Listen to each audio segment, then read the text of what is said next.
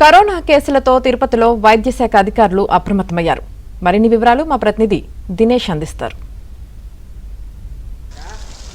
Thank you. మళ్ళీ Covid గురించి వార్తలు వస్తున్నాయి. కోవిడ్ పరిస్థితి తిరుపతిలో ఎలా ఉంది, దాంతోపాటు తిరుపతికి వచ్చే భక్తులు కావచ్చు, వీళ్ళు ఎలాంటి జాగ్రత్తలు తీసుకోవాలి, తిరుపతి వాసులు కావచ్చు, రాయలసీమ వాసులు కావచ్చు, తిరుపతిలో ఉండే స్విమ్స్ హాస్పిటల్లో వాళ్ళకి ఒకవేళ కోవిడ్కి సంబంధించి ఏదైనా ప్రాబ్లం ఉంటే ఎలా ఇక్కడ సౌకర్యాలు ఉన్నాయి, ఇవన్నీ మనకు వివరించడానికి స్విమ్స్ డైరెక్టర్ రవికుమార్ గారు ఉన్నారు. సార్ చెప్పండి, కోవిడ్కి సంబంధించి రకరకాల వార్తలు వస్తున్న నేపథ్యంలో దాన్ని నమ్మాలా లేదా, అసలు ఎలాంటి పరిస్థితులు ఉన్నాయి?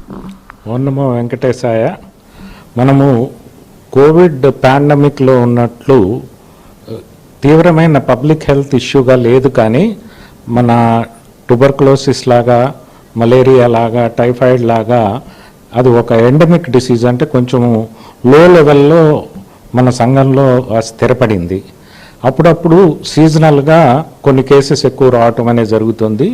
గత కొన్ని రోజులుగా 2 వారాలుగా కొంత నంబర్ ఆఫ్ కేసెస్ పెరగడం జరిగింది. ముఖ్యంగా ఏంటంటే ఇది తీవ్రమైనటువంటి పరిణామాలు ఏమీ కనపడట్లేదు. అందువల్ల ప్రజలెవరు కూడా భయభ్రాంతులకు లోను కావాల్సిన అవసరం లేదు. మామూలుగా సిమ్టమ్స్ మన జలుబు, జ్వరము వచ్చినట్లుగానే వస్తూ ఉన్నాయి.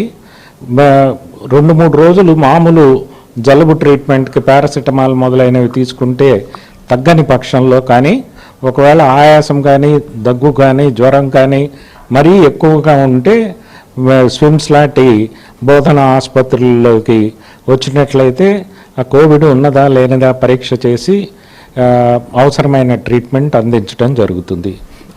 ఇక్కడ ఎలాంటి ఏర్పాట్లు ఉన్నాయి అంటే ఇక్కడ కోవిడ్ కోసమని స్విమ్స్లో అలాగే రూయాలో కూడా స్పెషల్ వార్డులు ఏర్పాటు చేయడం జరిగింది. అలాగే వాటికి కావాల్సిన ఆక్సిజన్ కానీ, వెంటిలేటర్ థెరపీ కానీ అవన్నీ కూడా సిద్ధం చేయడం జరిగింది. దానికి వాడే యాంటీవైరల్ డ్రగ్స్ అన్నీ కూడా అందుబాటులో ఉన్నాయి. అలాగే కేంద్ర ప్రభుత్వం, రాష్ట్ర ప్రభుత్వం కూడా డేగ కన్నుతోటి దీన్ని మానిటర్ చేస్తూ మాకు ఎప్పటికప్పుడు మార్గదర్శకాలు జారీ చేయడం జరుగుతుంది. వీడియో నాగార్జునతో దినేష్, తిరుపతి.